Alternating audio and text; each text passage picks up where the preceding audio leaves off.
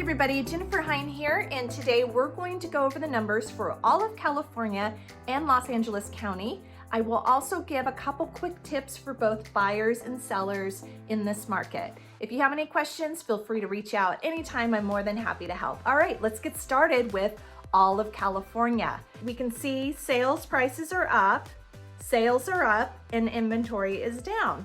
Now, the most notable thing here is the median sales price for all of California, $831,980. That is a record number. And when I say it's a record number, the highest record number before was last month, and we're up 7.2% from last month. So that's a very dramatic number. And I really just don't know what to say about it. The supply is low, the demand is really high with the interest rates the way that they've been. So there you go.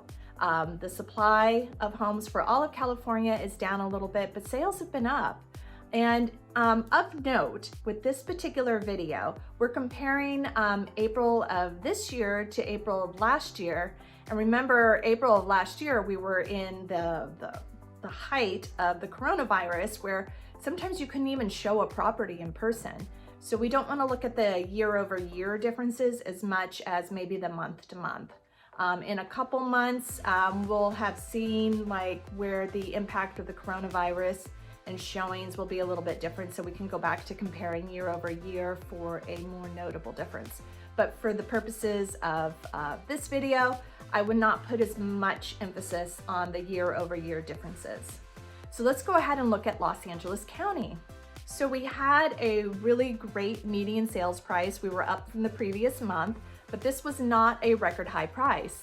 It was actually the fourth highest price ever, with September of 2020 being the highest. In fact, the other three high prices were in the fall, September, October, and December.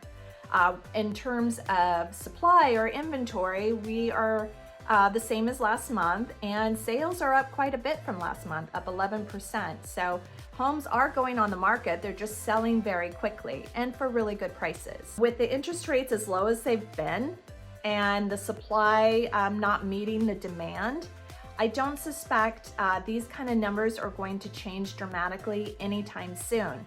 So I do have some tips for both buyers and sellers right now.